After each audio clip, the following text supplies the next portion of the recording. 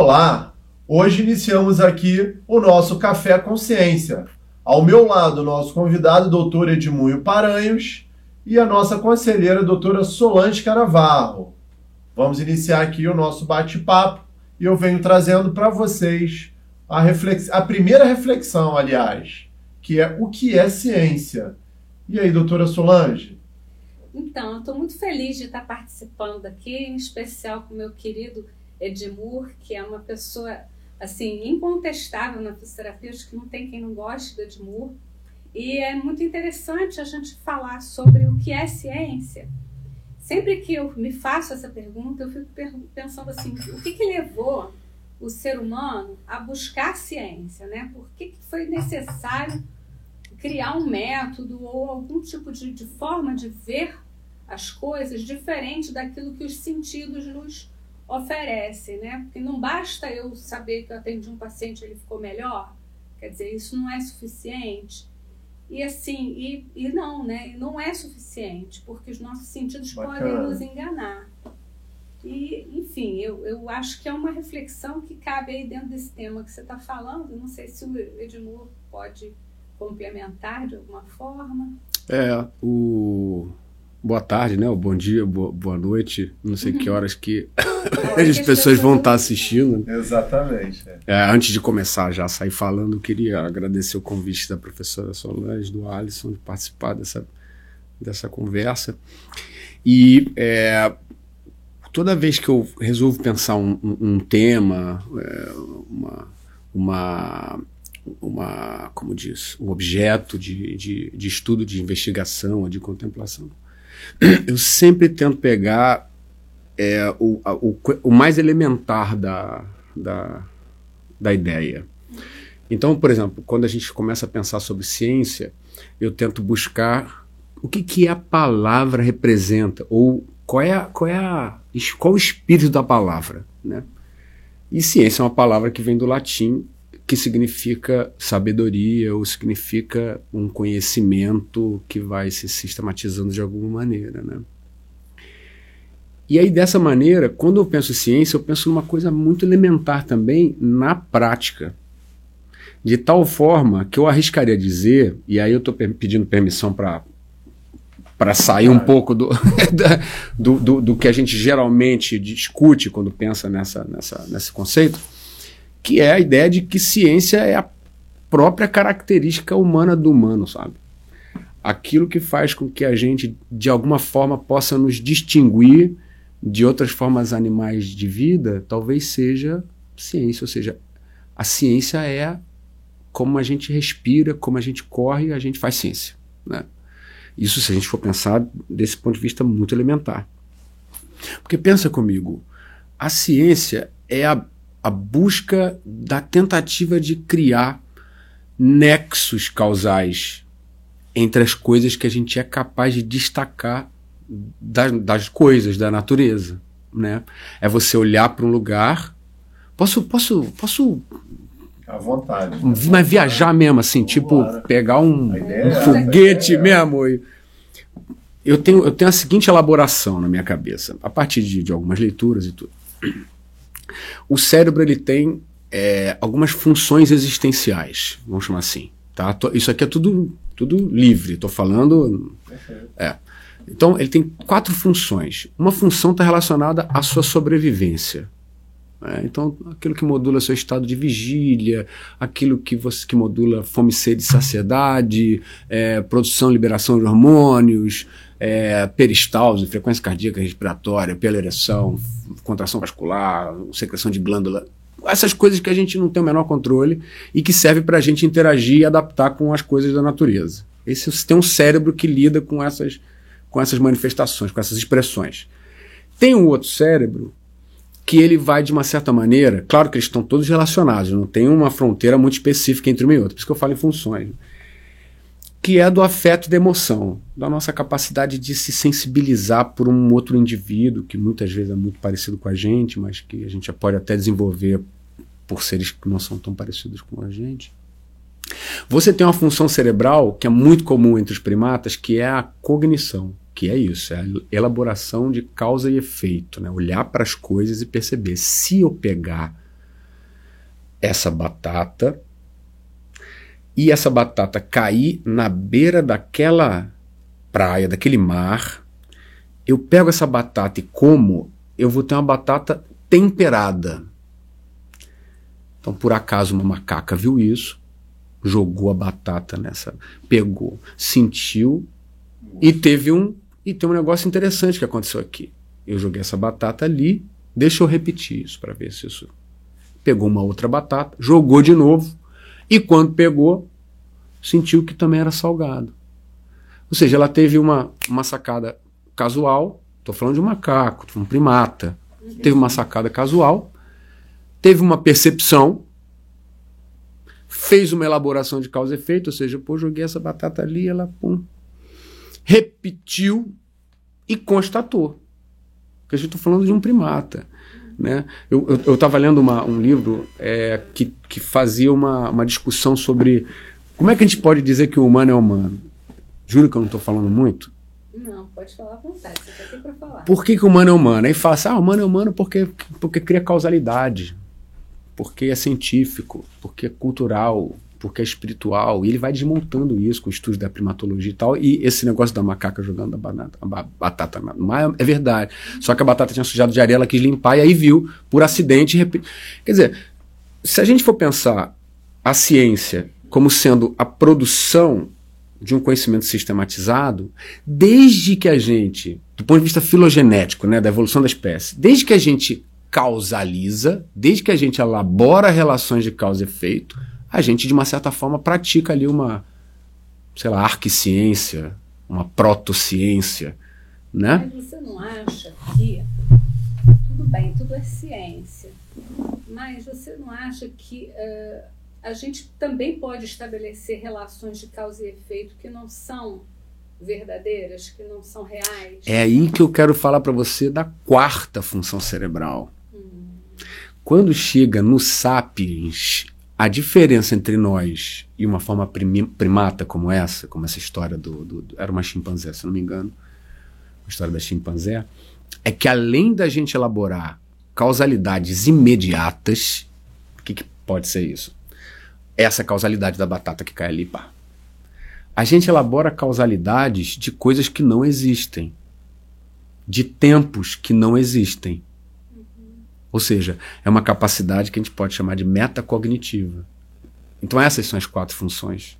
Né? Quando eu falo que o ser humano é essencialmente científico, é porque ele tem o esqueleto sináptico propício para desenvolver, qualquer que seja o ser humano. Ele tem essa possibilidade. Para desenvolver o pensamento científico. O pensamento científico. E eu estou chamando assim na forma... Eu não estou falando do conceito moderno da ciência. Eu estou falando da ciência no espírito da palavra. Que é aquilo que eu falei que eu gostava de fazer. Né? E aí, se a gente pegar no espírito da palavra, o fazer científico é você ser capaz de avaliar um fenômeno através da projeção de uma ideia de causa e efeito, que você possa verificar na reprodutibilidade da experiência, você verifica pela experiência, e você compartilha com outros indivíduos. E diz, se você fizer isso, isso e isso, você vai ver isso. Quer ver? Faz. Então, trazendo um pouquinho do que o Edmundo falou, acho que a ciência, o que a gente tenta passar para os nossos alunos, né, em sala de aula, para os próprios pacientes, ela faz parte do nosso dia a dia, do nosso cotidiano, e o grande diferencial que a doutora Solange até trouxe, isso aqui, talvez seja o seu olhar para aquele fato, e você tentar estabelecer as conexões, né, se funciona, se não funciona, como funciona, que aí vem o método, como você deu o exemplo ali da chimpanzé. É a forma como a gente estrutura esse olhar, né? Exatamente. Porque é o tipo da coisa, se a gente for estabelecer uma relação de causa e efeito, sem pensar nas variáveis que estão interferindo, a gente vai estabelecer relações de causa e efeito que são falhas, né? Que são erradas. Por exemplo, eu não posso achar que eu fiz um tratamento numa paciente, sei lá, que eu penteei o cabelo da paciente durante o atendimento e que foi isso que melhorou a paciente, porque essa paciente, ela melhorou depois que eu penteei o cabelo dela, mas veja bem, foi só isso que eu fiz? O que mais que essa paciente está fazendo, né? Então, existe uma necessidade mesmo, eu acho muito importante esse compromisso, né, da gente como profissionais da área de saúde, etc. A gente tem esse compromisso com a ciência nesse sentido, porque a gente tem uma tendência a achar que cientista é aquele cara que está lá no laboratório, etc. e tal, e isso deixa a gente até num lugar bastante confortável, né?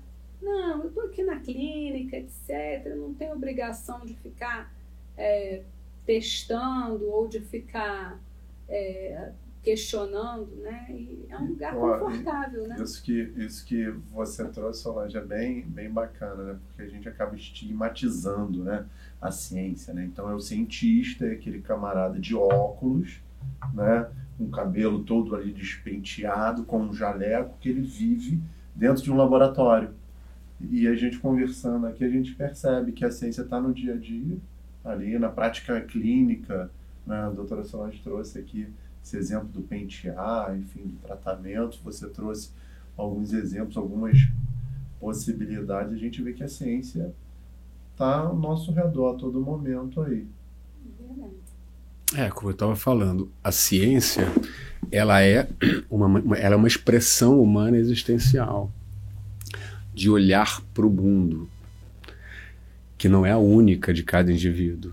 Então, cada um de nós olhamos para algumas coisas de uma forma, vamos chamar científica nesse sentido da palavra, mas a gente também olha de forma mística. Hoje, né, eu vejo, por exemplo, com grande preocupação, que tem a ver com o que você falou, que são pessoas se comportando em relação à ciência de uma forma mística.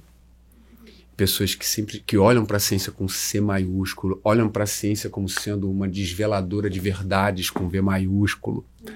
E a gente percebe, se você olhar para a história da ciência, se você olhar para a epistemologia da ciência, se você estudar as experiências científicas, você vai perceber que as realidades elas vão se transformando na medida que a gente vai desenvolvendo novas tecnologias de olhar. Então a única coisa que a gente pode afirmar é que existe uma transitoriedade. E daí a visão mística da ciência é uma visão que traz uma certa rigidez, que eu acho que congela a possibilidade de desenvolvimento. Ora, a ciência é isso. Cada um de nós olha para... E todo mundo vai fazer isso em algum grau. Você tem uma ideia, você tem um a priori estabelecido na sua cabeça, e você vai verificar, experimentar esse a priori, em qualquer nível. Pode ser no nível laboratorial da física nuclear, pode ser na cozinha, preparando tempero de comida. Tudo isso é um olhar que tem essa coisa básica do ser humano, ciência, né? O fisioterapeuta que está na linha de frente, ele não pode se eximir de ter esse olhar diante do processo curativo. Talvez isso seja um diferencial de um profissional de saúde e de uma pessoa que pode falar de saúde. É que nós temos a responsabilidade de... A gente falou que pode olhar místico, religioso, artístico, poético, mas para os eventos da saúde que a gente se depara na nossa clínica, a gente deve ter um olhar científico nesse aspecto bem conceitual, bem essencial do termo, a gente pode dizer, né? Porque se, por outro lado, existe uma demanda de uma ciência moderna, aí isso me preocupa um pouco. Hoje fala-se da ciência moderna de uma forma mística. Então as pessoas estão tendendo a reproduzir sem criticizar. E isso permite que elas se distanciem de um olhar criativo, de um olhar científico essencial na hora do paciente, né? Pegar, peraí, o que se falou disso na literatura? O que eu na minha escola, fisioterapia, terapia ocupacional ou qualquer outra profissão de saúde, o que eu vi lá? O que as pessoas estão falando? O que está sendo publicado? Trago para cá, para minha linha de frente, aí eu tento projetar aquilo naquele fenômeno que está na minha frente. Muitas vezes eu vou desviar um pouco. Sim. Por quê? Porque a produção da ciência num laboratório absolutamente abstrato. O paciente que é estudado lá na Noruega, entre os 150 que fizeram um trabalho comparativo, não sei o que lá, e a realidade ali, onde é que você falou que você trabalha, cara? Exatamente. Você está entendendo? Como é que a gente pode fazer essa aproximação baseada em quatro características, 4 variáveis de pessoas da Suécia, de pessoas da Inglaterra. Então, guidelines aplicados lá. Então, o nosso guideline ele é um ponto de partida. A partir dali, eu preciso ter flexibilidade de saber aonde eu encaixo e quando eu não encaixar, como é que eu crio, qual é o processo criativo ali. E para isso, o olhar de ciência não é um olhar de aplicação de técnica dos modelos que vem do laboratório de fisioterapia. Não, perfeito. Aproveitando, pegando esse gancho que o professor Edmur está trazendo aqui, tem não sei se é uma segunda reflexão, mas é um desdobramento, né? A fisioterapia, ela é uma ciência ou ela é uma categoria profissional? Essa pergunta, ela é capciosa. Eu acho que a rigor... Posso responder, professor? Claro. Eu acho que a rigor, se a gente fosse falar de uma ciência, a gente teria que estar falando em logos, né? A palavra terapia, fisioterapia, ela não inclui a ideia de ciência. Ela expressa a ideia de cuidado e reverência.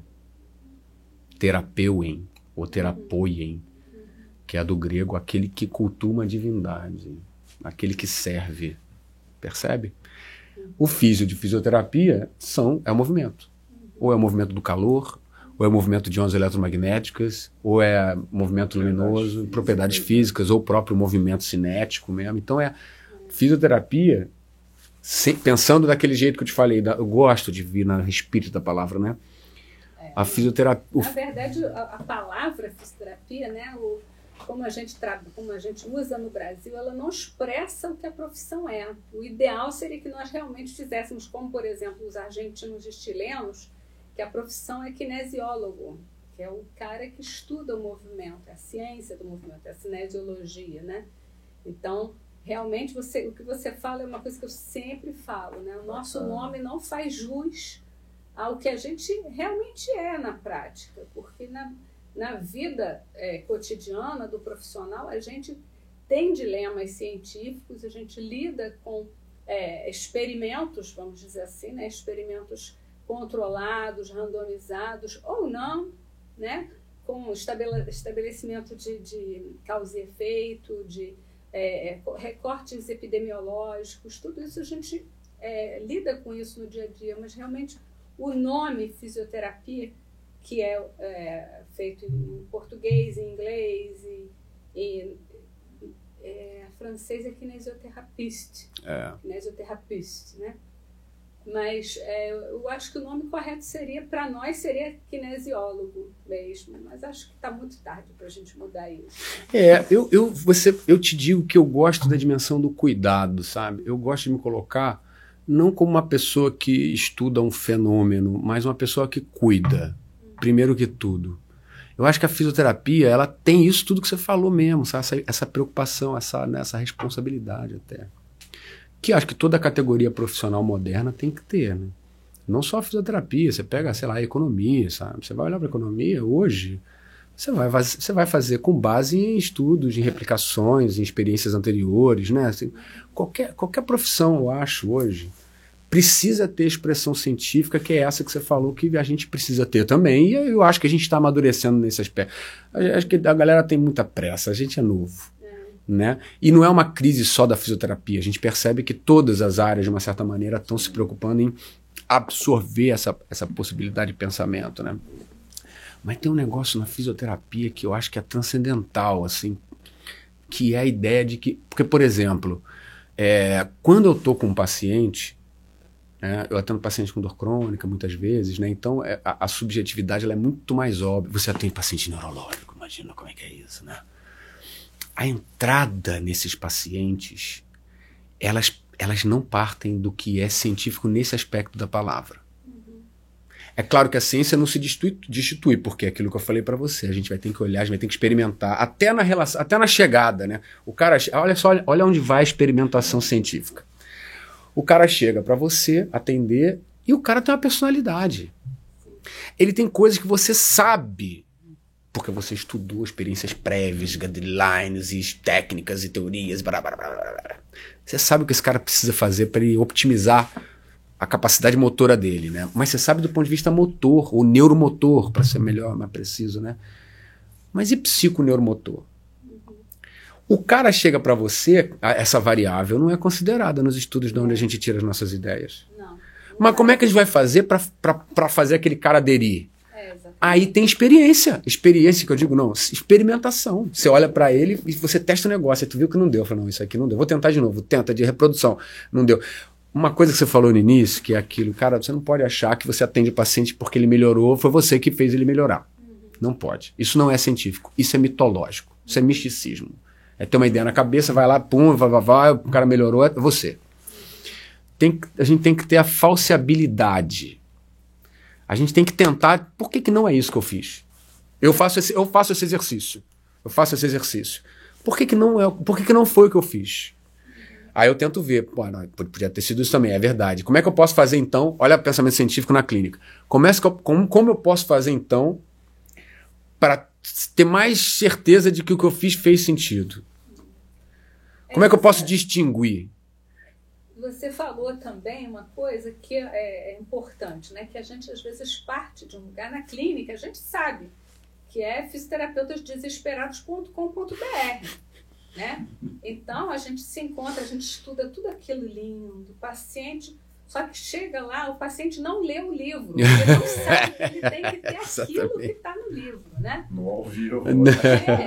Tem isso. E assim, muitas vezes frequentemente, eu tenho 35 anos de formada, né, gente? Então, muitas vezes eu fiz placebo nos meus pacientes. E eles melhoraram com placebo. Eu acho, uma coisa que eu sempre falo, não tem problema fazer placebo. O que não pode é você acreditar no placebo, você fazer o placebo no paciente e achar que está tratando do paciente, né? O placebo, ele pode ser um recurso até diante dessas variáveis que você utilizou, que você falou. Às vezes você não consegue que o paciente tenha adesão ao tratamento, às vezes você precisa, o paciente é mais místico, é um cara que precisa de regra, de não sei o que, aí você coloca uma regra qualquer, mesmo que seja meio estapafúrdia, mas às vezes para ele faz sentido. Enfim, né? Solange trouxe agora uma coisa, citou, que me fez relembrar algumas situações clínicas ali na prática com aquele senhor, com aquela senhora, que traz de anos verdades absolutas de aspectos culturais dele, que não estão enraizados nos meus aspectos culturais como carioca, que ele veio de uma outra região, e que ele acredita e que coloque que aquilo que ele, ou aquele chá, ou aquela fita que ele amarrou, aquilo que ele usou, é que faz ele melhorar.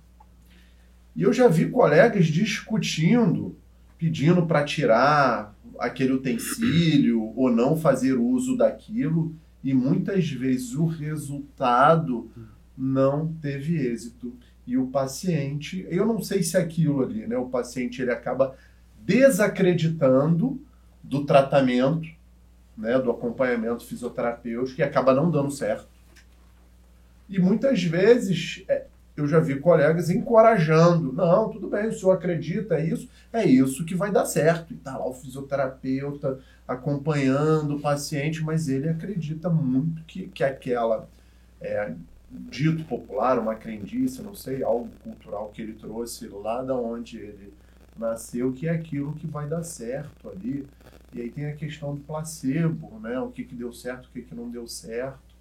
Enfim, são práticas que eu observo ainda em pleno século XXI de alguns pacientes. Nossa. Eu atendi uma história de campanha, né? Na primeira onda. Era um paciente do SUS. Era um hospital que ficava ali na Bartolomeu Mitre, né? O hospital Lagoa Barra, de campanha Lagoa Barra. E chegava muita gente do SUS, então assim, chegava muito evangélico, né? Porque é comum, sim. Né? E aí o cara chegava com o pulmão todo inflamado, Então, com uma troca bem ruim. E, além disso, ele chegava desesperado. Por quê? Na televisão, pegou Covid, você vai morrer. Era essa a ideia. A família adotava a ideia, olhava para ele como se estivesse se despedindo dele. Ele entrava numa barraca completamente branca, um lugar completamente branco, com pessoas vestidas iguais, toda cheia de capote, cheia de máscara, toda distanciando, com medo também. Num lugar absolutamente novo para ele, porque quantas vezes essa pessoa entrou no centro de terapia intensiva? Barulhos e máquinas e friezas humanas, porque assim, é muito trabalho. Então você, quem está lá como profissional, aquilo ali é... O paciente nunca viu, mas para um terapeuta, é banal. O cara chega desesperado, frequência acelerada, respiração ofegante rápida, ainda que ele não tivesse com inflamação, se ele fica desesperado, é isso que ele fica, é assim que ele faz. Quando ele chegava lá, o que tem que fazer? Não, tenta fazer o cara pressão positiva, tenta organizar o cara, tenta não sei o quê. Não dá, porque saturação do cara é 78, frequência respiratória 40, 45, o cara naquela situação que o carrinho de parada sendo montado já. Eu chegava do lado do cara, fiz isso algumas vezes. Eu chegava do lado do cara, sou fisioterapeuta. Eu estava fazendo fisioterapia e ciência. Chegava do lado do cara, fazendo ciência e fisioterapia dentro de um CT e falei assim: ô meu amigo, eu sou Edmur, sou fisioterapeuta, tô vendo que você tá com medo, é isso mesmo? Aí o cara, já naquela situação, eu falei assim: mas você sabe que o medo é o oposto da fé, tu não sabe que o medo é o oposto da fé? Aí ele abriu o olho para mim: você tem dúvida que Jesus Cristo tá aqui com você? Aí ele olhava com incredulidade. Ele está aqui e você tem obrigação de prestar atenção no que está acontecendo com você para dar o seu testemunho na sua congregação de forma adequada para dizer o que Jesus fez na sua vida. E ele ia ficando cada vez com mais dúvida, mas aquela dúvida tirava a atenção do objeto de desespero dele. Agora, tá vendo aquele número ali, aquele número amarelo ali é o seu oxigênio que está no seu sangue. Olha só, 75, tá vendo? Você tem que estar acima de 90. O seu milagre ele vai fazer agora. Jesus vai operar, mas você tem dúvida que ele vai operar? Eu falei: não, senhor, então agora você vai puxar o ar como se estivesse puxando o Espírito Santo. Ele não ia decepcionar o Espírito Santo. Então ele puxava, agora segura, ele segurava. Agora solta e fala aleluia, aleluia. Ele entrou numa catarse e ele fazia aquilo, puxava o ar o máximo que ele conseguia, eu ajudava, ele prendia, fazia um efeito positivo e a saturação dele começou a melhorar. E ele olhando para a saturação, eu falei: olha o milagre operando, olha o milagre operando. E aquilo deu para ele uma motivação que ele não estava tendo antes com aquilo. Vem, senhorzinho, puxa o ar fundo, agora solta, sobe a bolinha, baixa a bolinha. Saber falar a língua do paciente, importantíssimo. E isso é tentativa e erro, quer dizer, isso é experimentação. Até a forma de acessar a mente do paciente para que ele aumente a capacidade de aderir é uma experimentação científica, né? Sim. E a empatia também, né? Que não é trocar de lugar, porque aquele lugar é do paciente, mas você pode você pode estar alinhado com ele, né? Aquela história da ética que a gente tinha falado. Essa sua história me lembra, há muito tempo, uma senhora chegou lá no setor, passando mal, pressão alta. Aí eu fui olhei, pressão alta, falei assim: a senhora toma remédio para pressão? Eu tomo, mas eu parei de tomar. Eu falei assim: a senhora parou de tomar por quê? Porque o pastor falou para eu parar de tomar. Aí quando a gente tem um argumento desse, fica difícil da gente contra-argumentar. Aí eu falei assim: mas a senhora não entendeu nada que o pastor falou para a senhora, né? Ela: como assim? Mas olha só, como é que foi que Jesus curou o cego, você sabe? Ela: não. Assim, a senhora lê a Bíblia, não lê? Então, Jesus curou o cego, ele cuspiu no chão, fez uma laminha e botou a laminha no olho do cego. Jesus não precisava disso, não. Tá? Jesus podia ter curado o cego direto, não precisava disso. Não precisava disso. Aí ela falou assim: ele podia ter feito assim, o cego ficava bom. Sim. Aí ela falou assim: sabe por que Jesus fez uma laminha no chão e botou no olho do cego? Ela: não, que era para ele tomar um remédio. Então, o milagre vai acontecer, mas a senhora tem que tomar um remédio. Não é assim. Olha, aí ela: nossa, mas a senhora foi o Espírito Santo e tal, enfim, isso aí não está nos artigos científicos, né? Isso a gente nunca vai encontrar num paper. Num guideline, né? Milhares de papers, milhões de papers que foram feitos na Covid, não vai ter uma experiência como a sua relatada. Pois, né? Então... Tão rica, né? Mudou os parâmetros, sabe? Aquilo ali fez com que um paciente que seria entubado não fosse. Que coisa, né? E é muito importante isso. Aí ele passou aquela fase braba inflamatória. Na hora que ele ia ser entubado não só pela inflamação, mas pela inflamação mais o desespero. Você entende? Mas é aquilo que você, no nosso primeiro bloco, trouxe, né, Edmur? Você falou aqui dos aspectos sensitivos, e aí você, enquanto fisioterapeuta, você analisou o cenário geral, analisou o paciente, né? Da onde ele veio. Enfim, não foi mecânico, né? Olha, teve método. Exatamente. Teve método.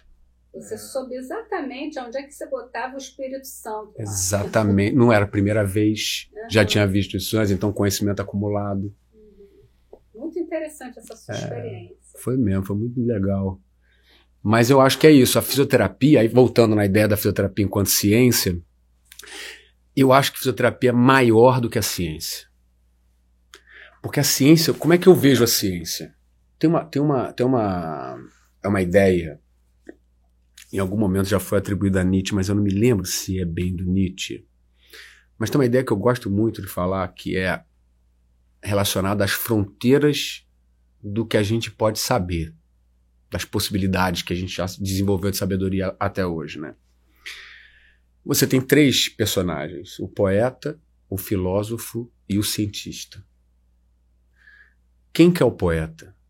Na beira daquilo tudo que a gente, entre aquilo tudo que a gente sabe e aquilo que a gente não sabe, é escuro. E dá medo. Quem que vai no escuro? O poeta. O poeta é destemido. O poeta é inconsequente. O poeta é um drogado. Que ele entra em qualquer furada. Pode ver, os maiores poetas morrem com 40 anos de idade, 50 anos de idade, afogados pelo próprio vômito. Esses são os poetas.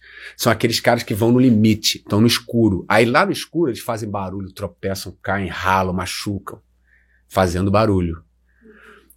O filósofo se interessa pelos poetas e vai atrás do barulho dos poetas, mas com um pouco mais de receio que o poeta. Ele leva uma vela e vai iluminando parcamente o caminho com uma luz bruxuleante de uma vela, atrás do poeta. Então o poeta, ele é desbravador. O filósofo, ele é um orientador do caminho. O cientista, ele vem atrás do filósofo com um holofote. E o desenvolvimento do conhecimento, a produção disso que está entre o claro demais, porque a ciência tem esse problema. Não é só o escuro que cega. Luz demais também cega. E entre o escuro e a luz é onde a gente encontra a cor. As cores, elas são uma espécie de borda entre a escuridão e a luz. É onde um começa a se distorcer no contraste que você vai ver. Interessante esse conceito, gostei. O fisioterapeuta, ele é os 3. Em determinados momentos nós somos cientistas, porque a gente traz um conhecimento que ele é cegante. Por quê? Porque ele não é aquela pessoa que está ali na frente. Todo mundo está fora da curva. Fulano é fora da curva. Não tem ninguém na curva. A curva é uma abstração. A gente precisa da curva. Por quê? A gente tem que começar de um lugar. A gente precisa da curva. Por quê? Porque a gente tem que ter identidade profissional. Agora, quando chega na hora, a gente precisa saber o que precisa ajustar para essa pessoa. Então é menos luz, porque a luz é a curva, é cegante, a gente não vê o que está na frente, menos luz. A gente tem que ter o exercício do poeta, por quê? Porque nessa brecha, onde a luz não alcança da ciência e para adaptar para o nosso fenômeno lá particular que a gente está vivendo, a gente vai precisar criar, a gente vai precisar ter criatividade, a gente vai precisar ir no escuro, porque tem os escuros dos pacientes, que a gente vai tirar essas formas de fazer a pessoa né? E o filósofo é esse cara ponderador que está ali. Fazer as perguntas. Exatamente. Então, assim, uma ciência... Hoje, você sabe uma coisa que acontece hoje? Você tem metodologias brilhantes e metodólogos maravilhosos e tudo, que sabem tudo de metodologia, não sei o quê. Eles sabem muito como responder uma pergunta. São péssimos para elaborar pergunta. Péssimos. E eu, assim, convido qualquer metodólogo que acha que isso não é uma verdade para a gente conversar sobre isso, para ver. Assim, vamos pegar essa pergunta aí, vamos elaborar. Sempre que eu faço isso, chego uma hora e falo assim, pô, mas Edmundo, mas aí não dá para fazer a pesquisa. Como é que eu vou fazer incluindo essas características? Mas são essas características que eu recebo. Sim. Então, a ciência e a prática clínica, elas têm que conversar. Né? Exatamente. Senão, uma não tem sentido sem a outra. Tem que ter ajuste. Tem que ter ajuste. Então, nós, como fisioterapeutas, aí voltando para a ideia da fisioterapia como saúde, ciência, né, que a gente está digredindo, dando volta, mas a ideia eu ainda não perdi. Eu acho que a fisioterapia é mais do que a ciência, porque o fisioterapeuta, ora exerce um personagem, um devir poeta, que é esse, eu vou precisar criar, tem lugar que tem lugar que a pesquisa clínica não viu, e vem com o paciente. Nós somos o exercício do devir cientista em determinados momentos, por quê? Porque nós elaboramos com racionalidade a experiência, a gente reproduz, a gente verifica, a gente falsia, a gente usa experiência acumulada, a gente se baseia nos guidelines. E nós somos os filósofos em vários momentos, porque a gente está o tempo inteiro criando as elaborações entre o poeta e o cientista. Essa sua colocação, ela é muito ousada, eu diria, né? Ela é muito avant-garde, né? Porque é isso mesmo. Agora, a gente tem que tomar um pouco de cuidado só para a gente entender o seguinte: o fisioterapeuta, ele é poeta, ele é desbravador, mas isso não acontece sem método, né? Sem um raciocínio. Eu não estou nem falando de método científico, estou falando de raciocínio clínico, que foi exatamente o que você teve naquele seu exemplo, que está perfeito, né? A gente não vai inventar uma coisa da nossa cabeça porque a gente não sabe o que fazer.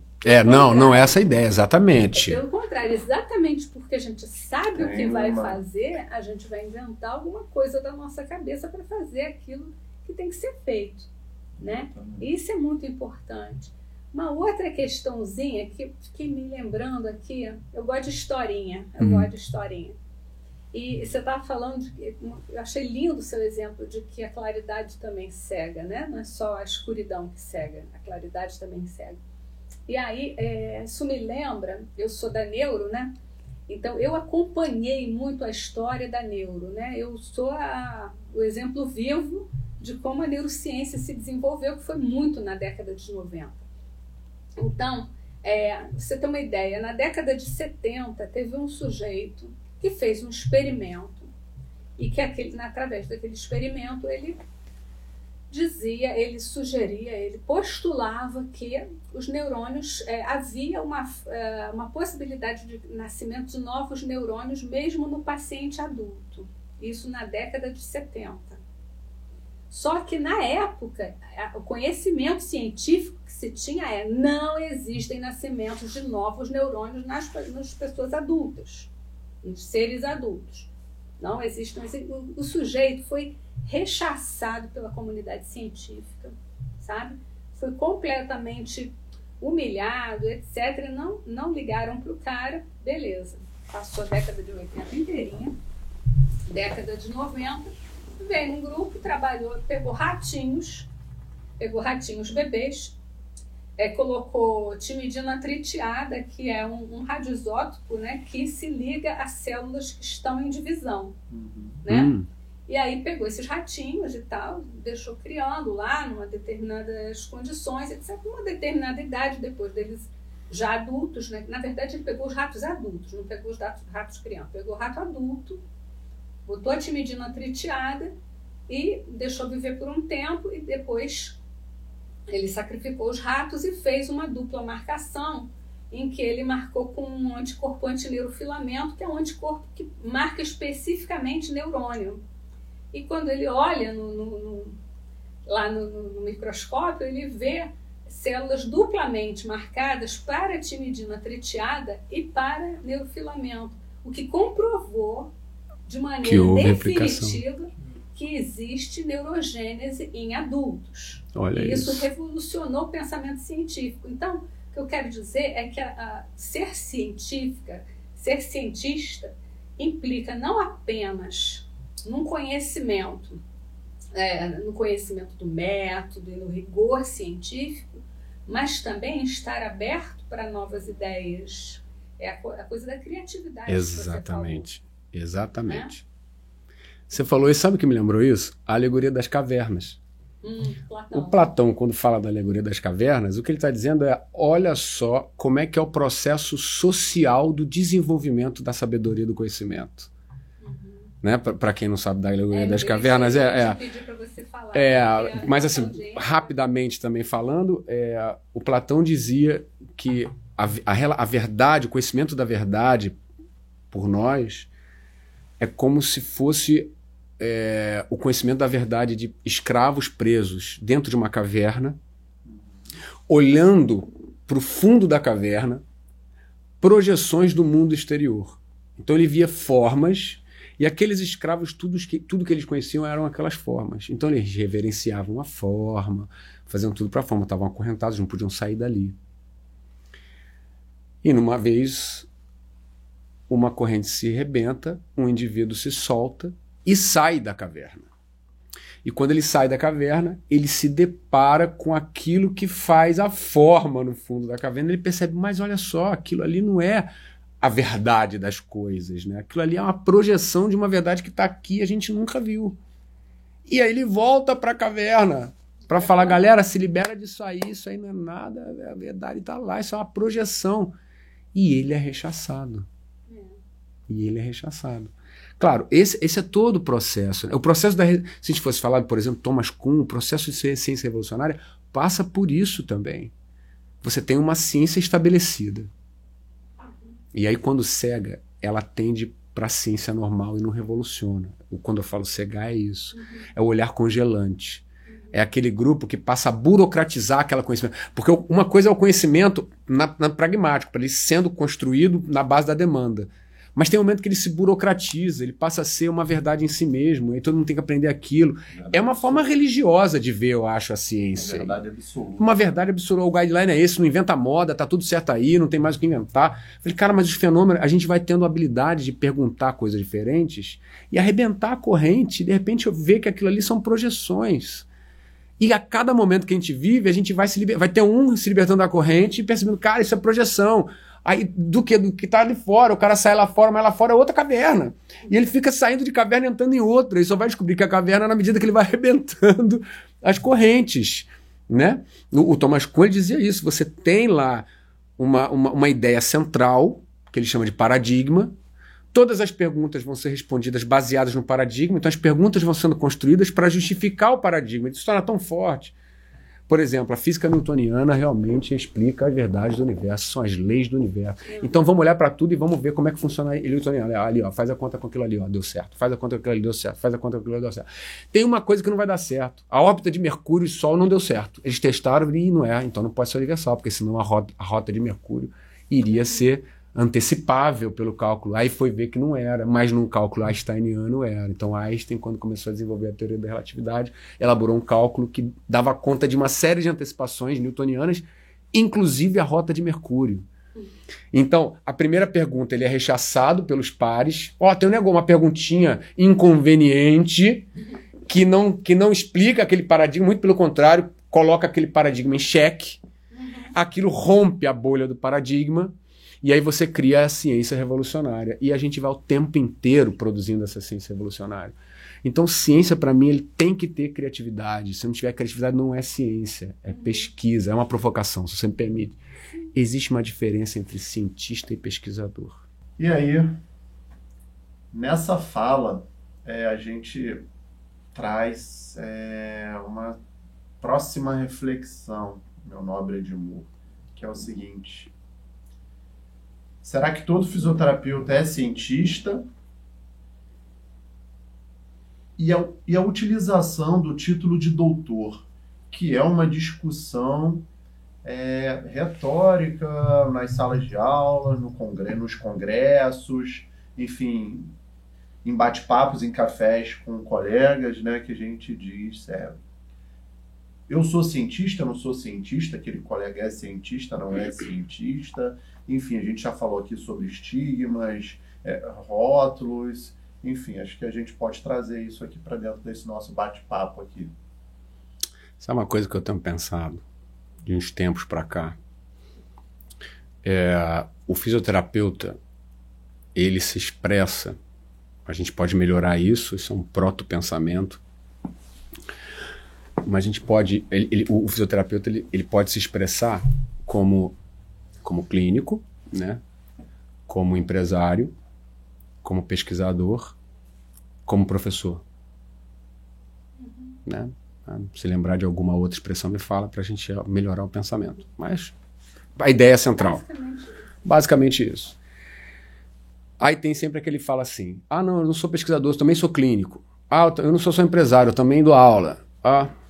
Então eu costumo ter uma regra para tentar fazer com que as pessoas possam se identificar melhor. Então eu digo, aquele cara que ganha a vida como clínico, mesmo que ele seja pesquisador, se ele pode deixar de fazer pesquisa, mas não pode deixar de fazer clínica, por uma questão de sobrevivência, ele é clínico.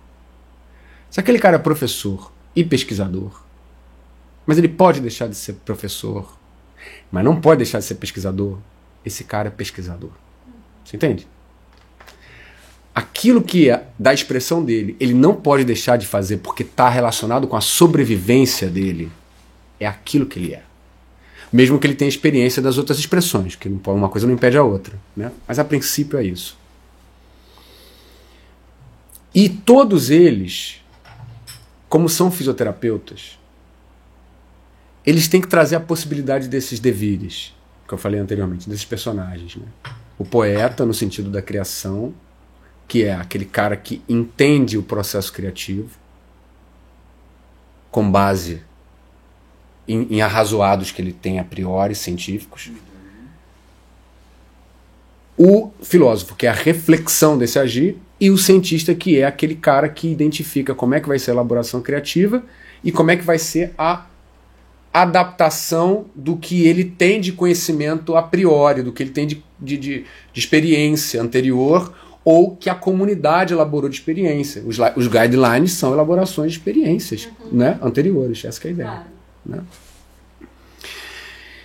E numa sociedade que tem essa característica nossa, que a gente estava falando um pouco antes, que é o moderno, não no sentido o atual, né? Porque você vai falar, por exemplo, o meu celular é o mais moderno, então a gente usa esse termo para isso, mas na filosofia não é isso. Modernidade é um movimento histórico que começa no século XVI, ou seja, quando a gente fala uma coisa moderna, a gente está falando uma coisa tem uma forma de olhar lá parecida com Galileu, parecida com o Isaac Newton, parecida com René Descartes, época, né?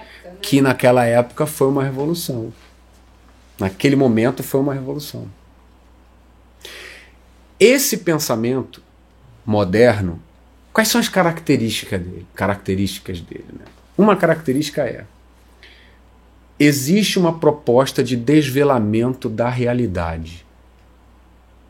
Nós temos que saber quais são as leis que operam a natureza. Né? Então, eles têm que desenvolver um raciocínio de elaboração de experiência tão rigoroso que qualquer pessoa possa chegar no mesmo lugar se seguir os mesmos passos. Então, Newton vai falar assim, olha, se a gente pegar esse corpo, jogar para cima com uma força tanto, ele vai, uma angulação tanto, a bola vai cair naquele lugar ali, pode medir aí, toma aí, a equação é essa. Então outra pessoa vai pegar a equação, vai elaborar, vai reproduzir. Né? Essa é a ideia da ciência moderna, reprodutibilidade. Isso confundiu a relação sujeito-realidade, da mesma maneira que já era confusa na Idade Média. Olha que interessante essa história, é um pouco comprida, mas acho que pode ser interessante de dizer. Na Idade Média, se estabeleceu uma ideia de que a verdade está lá para que a gente possa descobri-la. Na Idade Média era a escolástica, era o neoplatonismo, era o tomismo, sabe? Essas filosofias que são muito racionalistas, não são tão empíricas, né? Ficam ali elaborando a partir de leituras sagradas, a própria interpretação das leituras sagradas é travestido de uma filosofia neoplatônica. Então, a partir dali, eles elaboram, olha, você não independe de quem você é, você cresce e você vai poder, através da escritura sagrada, saber qual é a verdade. Na modernidade, você tem toda essa experimentação e tudo, mas também para identificar qual é a verdade independente do sujeito que está se deparando com o fenômeno. Só que o que a gente descobre é o seguinte, a gente tem uma elaboração metodológica, a gente tem uma experimentação, a gente tem uma constatação, a gente tem uma antítese, que é uma contestação da constatação, a gente tem uma nova experimentação, também igualmente rigorosa, igualmente metodológica, mas com uma pergunta ligeiramente diferente, e a gente encontra uma verdade que muitas vezes é oposta à que estava antes. Nós estamos melhores do que antes? Será que depois estaremos melhores do que agora? Ou seja, sempre vai depender da metodologia que a gente carrega, o fenômeno que a gente vai observar. Então o fenômeno não está lá para a gente descobrir. Existe uma negociação entre esse sujeito que se depara com o fenômeno, o sujeito investigador, e o fenômeno. Da onde ele está olhando, qual o corte que ele vai fazer, qual a equação que ele vai usar. Qual o método de análise. Qual o método de análise que ele vai usar. Ou seja... prova qualquer coisa, né? Exatamente, você entende? Essa ideia de que a realidade é matematizável é de Pitágoras, entendeu? É velho. Depois René Descartes. Você pode ver hoje, quando a pessoa vai dar uma palestra de prática baseada em evidência, onde que está a força de retórica dele? Está num gráfico cartesiano. Ele mostra uma abscissa, uma coordenada, um diamante, uma coisinha vem para cá, para lá. Isso que interessa o cara. Quer dizer, confunde realidade com matemática. E é aquilo que você falou, a gente pode, puxando a matemática, provar um monte de coisas, às vezes opostas. Claro que tem rigor, mas não dá conta. Então, aí voltando para a modernidade, o pensamento moderno conserva essa ideia de que o investigador não é relevante, mas é. Por quê? Porque ele influencia o objeto que ele está investigando, com o olhar dele, com a crença dele, independente de onde ele vem. Até da forma como ele analisa o desfecho. Exatamente. E aí o que acontece? Como ele não tem preocupação com ele mesmo, com o olhar dele, a brincadeira dele é pegar um jogo e aplicar. Ele acha que aquilo é verdade. Mas a gente olhando com uma forma mais crítica vai ver que é só um jogo. Então esse cara se torna mais preocupado não com a relação sujeito-fenômeno, e sim com o jogo. Então ele se torna um aplicador de técnica. Quando eu falo que o pesquisador é uma coisa e que o cientista é outra, é porque numa sociedade moderna, um pesquisador hoje é um aplicador de metodologia, técnica. Você vai entrar hoje num programa, o que você vai fazer? Você vai aprender a usar a técnica. Você tem que fazer desse jeito, desse jeito, porque vai ser validado se você fizer assim. Só assim pode ser publicado. Aí tem os escolásticos canônicos que vão dizer se entra ou não entra no artigo, numa revista. Né? Você tem a Bíblia, né? os canonizados, os apócrifos. Você tem, não mudou, né? Isso é a mesma coisa. O pensamento medieval, o pensamento moderno, num certo aspecto, se aproximam. Isso sem se a gente for falar sobre como surge a universidade, isso fica mais gritante ainda. Mas eu não vou nesse lugar, senão a gente vai ficar muito maluco. Mas eu queria aproveitar essa sua colocação sobre o pesquisador ser essencialmente técnico. Eu queria transpor isso para a realidade da clínica, né? Porque há uma necessidade de que o fisioterapeuta ele esteja nesse lugar do pensador, né? De trabalhar, mesmo que de forma empírica, mas baseado num raciocínio clínico, que ele saiba exatamente aonde ele quer chegar com aquilo, né?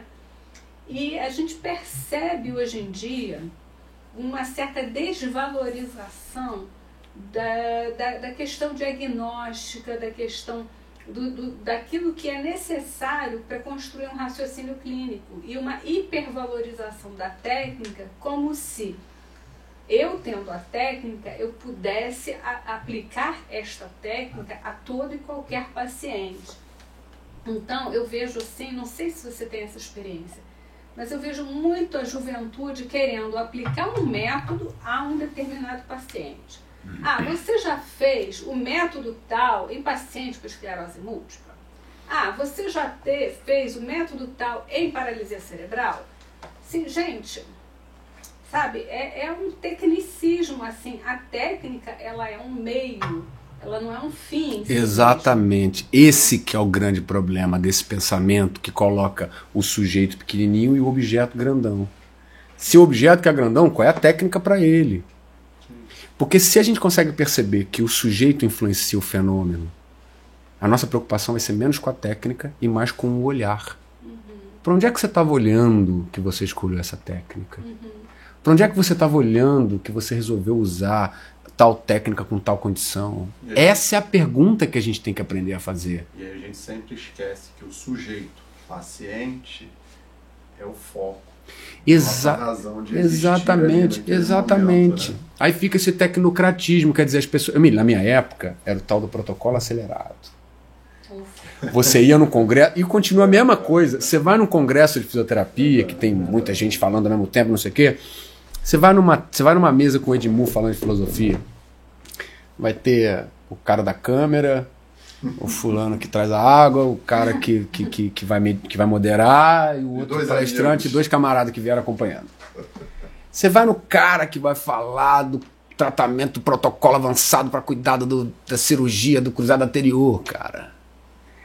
Que protocolo é esse? As pessoas querem saber o protocolo, Só que a gente não explora a ideia de que esse protocolo não nasceu numa tábua de Moisés, como se Deus tivesse baixado. Porque esse para mim, se a gente começa a dar essa energia que a gente está dando para a ciência hoje, a gente mistifica a ciência. Então a ciência fica no lugar de Deus. Você entende? Não é científico, então me diz qual é o protocolo. É científico? Então me diz qual é o protocolo.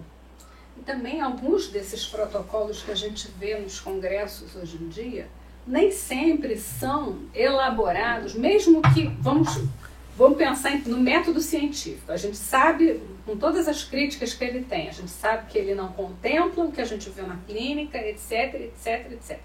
Como a gente falou, mas é um começo, né? A gente às vezes começa por aquilo que tem evidência, que no caso da fisioterapia é muito pouca coisa, mas o fato é que existe aquilo. Só que muitos desses protocolos são resultado de um case de sucesso. Exatamente. Em cima de um paciente extremamente famoso ou um fisioterapeuta extremamente famoso que atendeu 3, 4, 5 pessoas do mesmo jeito. E vira um produto.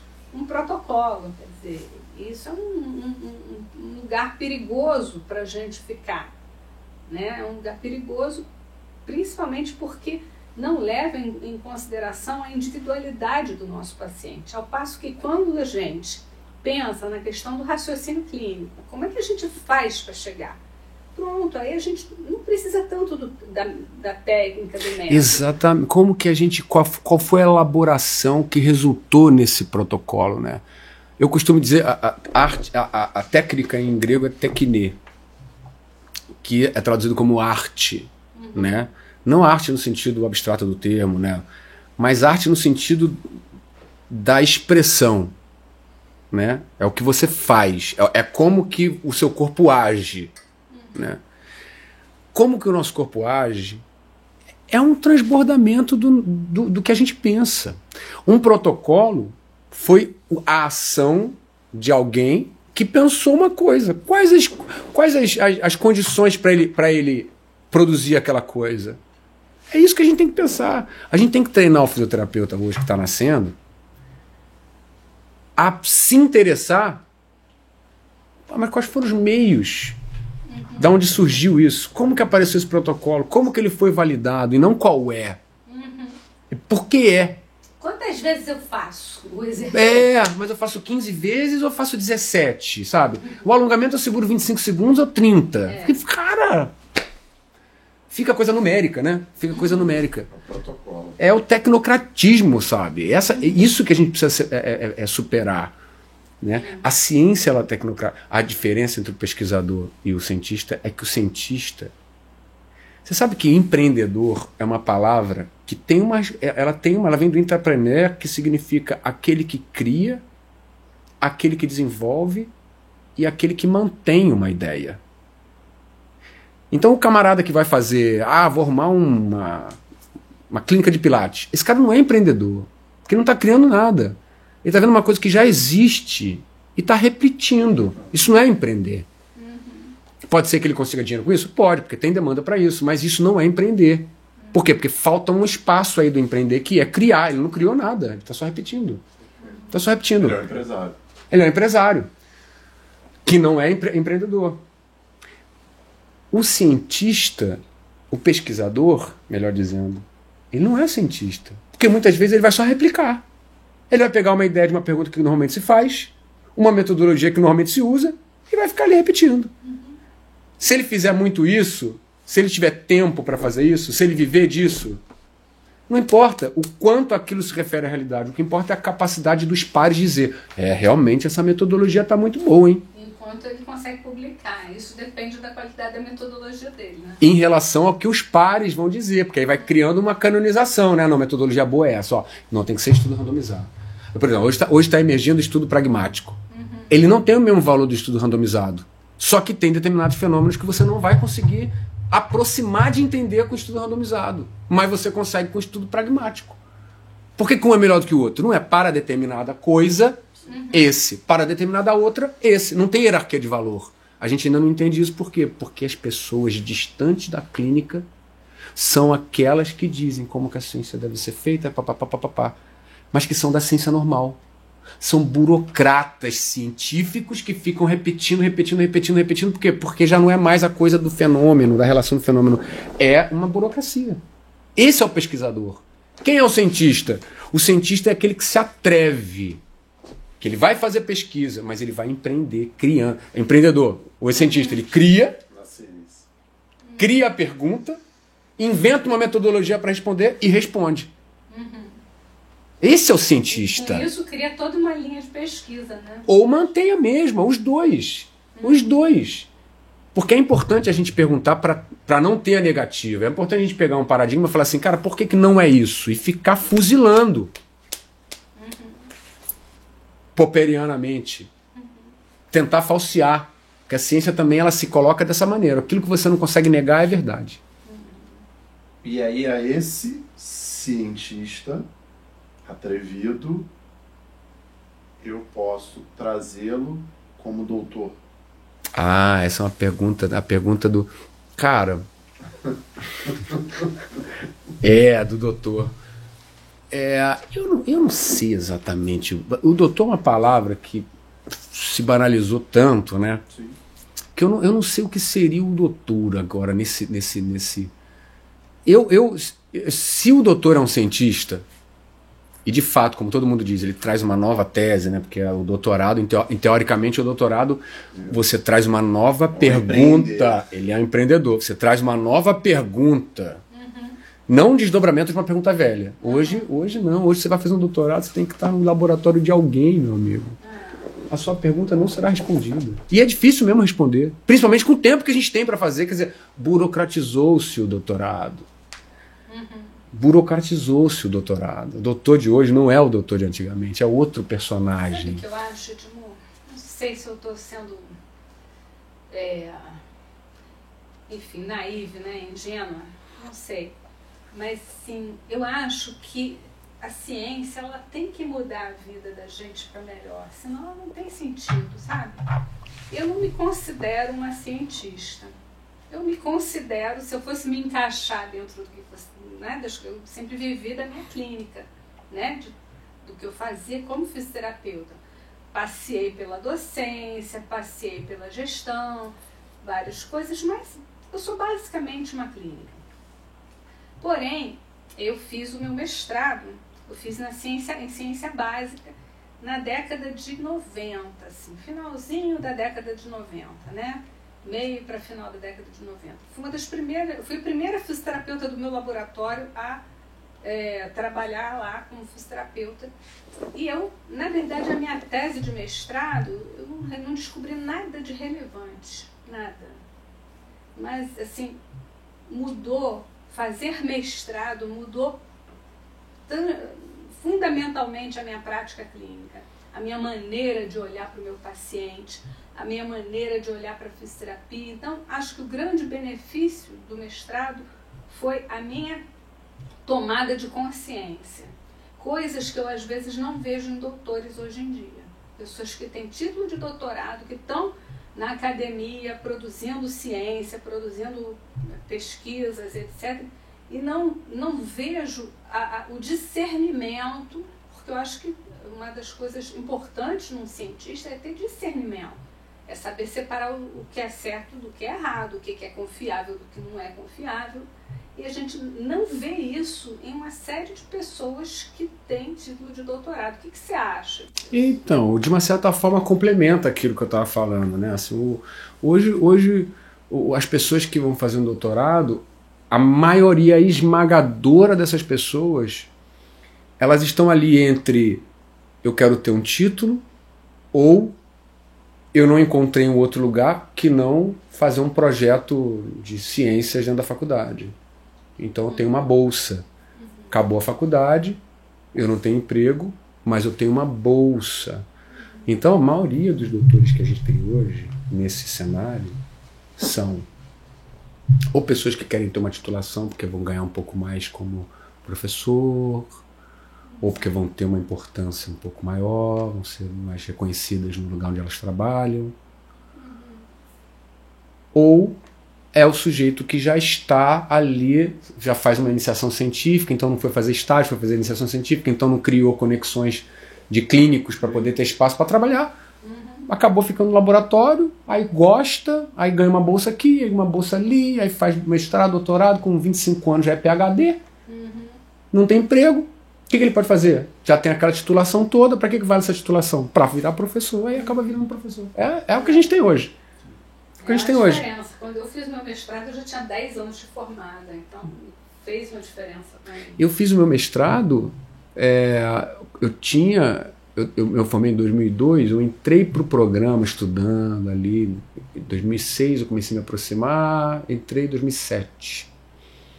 Então eu tinha 5 anos, tinha uma estradinha, mas o mais importante foi o seguinte, quando eu fiz o mestrado, eu não fiz o mestrado na área de saúde, eu fui para a área de humanas, porque para mim fisioterapia está na área de humanas, a saúde está na área de humanas, e a gente está tentando elaborar esse método científico aí que serve para a física newtoniana.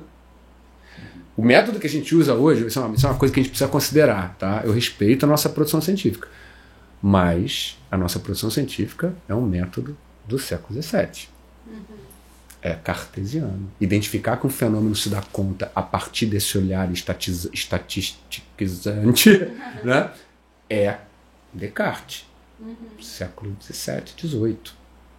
Será que não tem nada mais moderno? Já tem. Moderno não, mas é isso aí. Não tem nada mais moderno, na verdade. Exatamente. Exatamente. Então, o doutor hoje, ele aprende essa metodologia. Eu fui fazer um mestrado, retomando, eu fui fazer um mestrado na área de humanas e eu fui fazer um mestrado por uma curiosidade e uma demanda de estudo. Diferente, né? Não foi para ter um título. Eu sou um clínico, atendo na minha caverninha, é tudo que eu faço. Para que um mestrado nesse âmbito? Não é prático para mim, mas não era para ser prático. Eu queria estar ali, experimentar o pensamento acadêmico. Porque isso que você falou eu não vi o paciente da mesma maneira depois que eu passei por um lugar com esse nível intelectual, porque é o stricto sensu. É um outro nível de reflexão. Você se encontra com pessoas que estão discutindo de uma forma muito diferente da graduação, da pós-graduação, né? É outra coisa. Então você muda, né? Você muda. Mas, aí o triste, mas falta dar mais ênfase numa criticidade que surge pela poesia também, pela filosofia. Não só pela replicação de determinadas metodologias. Porque é um tecnicismo essa coisa da metodologia. Então, esse é o pesquisador, não é o cientista. E é a maioria. A maioria. É um trabalho importante, mas estão confundindo com cientista. E aí, qual é o perigo para mim? O perigo é que você reduz a palavra cientista. E esquece tudo isso que, quando a gente pensa de uma forma elementar da palavra, que foi a minha sugestão do início da conversa, acaba deixando para trás um monte de coisas que são do espírito da palavra. Então eu acho, e a gente talvez esteja fazendo fechando um ciclo aqui da conversa, eu acho que hoje, como nós interferimos no fenômeno que a gente observa, nós criamos o fenômeno. Então a gente não tem a verdade. A gente desenvolve uma narrativa e a partir dessa narrativa a gente se orienta para lidar com o fenômeno. E essas narrativas estão o tempo inteiro em construção, em demolição, em restauração, dinâmico. E a palavra ciência, ela é um campo de batalha. E tem tudo a ver com a fisioterapia, né? Que é um movimento. Exatamente, exatamente. A gente precisa tratar, a gente precisa fazer uma fisioterapia etimológica. Ou talvez uma semiológica. A gente tem que disputar o conceito de ciência. Não é isso que é fazer ciência. Isso é uma forma de fazer ciência. Mas o que a gente elabora na clínica é fazer ciência. Sim. É isso que vai dar liberdade para o fisioterapeuta. Não só ter mais expressão de liberdade, mas também ter mais interesse nesse olhar que você está dizendo, não somente na técnica. Só para a gente, então, finalizar o nosso Café Consciência aqui com o nosso professor Edmur Paranhos, nosso convidado, nosso conselheiro aqui, a doutora Solange Canavarro, fisioterapeuta, filósofo, sociólogo, enfim, na nossa conversa eu cheguei a lembrar de mais uma, não sei se é característica ou é posicionamento do fisioterapeuta, né? Falamos aqui clínico, pesquisador, empresário, professor, político. Porque hoje a gente tem profissionais em cargos no legislativo, né, criando projetos de leis, programas de saúde pública para a população. Então a gente tem vereador, deputado estadual, deputado federal, quiçá senador, ministro, enfim, por que não presidente, ou no próprio executivo, né, que são cargos... um presidente fisioterapeuta para ver se fazia uma... Exatamente, um ministério. Cara, é verdade, tem um político. E eu acho que é um lugar de disputa importante, sabe? É uma arena. Sim. É uma arena que a gente encontra muitos outros profissionais de saúde que muitas vezes estão ali comendo nas beiradas para ir limitando uma determinada expressão da gente, né? Eu não digo nem comendo pela E tem que ter no meio mesmo, mordendo no pescoço. Levando as suas bandeiras ali. Eu acho que a gente tem que a gente tem que pensar nessa expressão. Muitas nossas a gente acaba não tendo força porque esbarra em leis que não nos amparam ou que amparam mais de um lado. Né? Porque tem mais presença daquele lado na arena. Exatamente. A gente precisa falar desse lugar aí. Você tem razão total. Então, meus amigos, obrigado pelo nosso Café Consciência aqui. Mais um produto do Crefito 2. Agradecer ao nosso presidente, Dr. William Raio Silva, e todo o colegiado. Obrigado. Maravilha. Eu que agradeço. Valeu. Valeu, professor. Foi ótimo.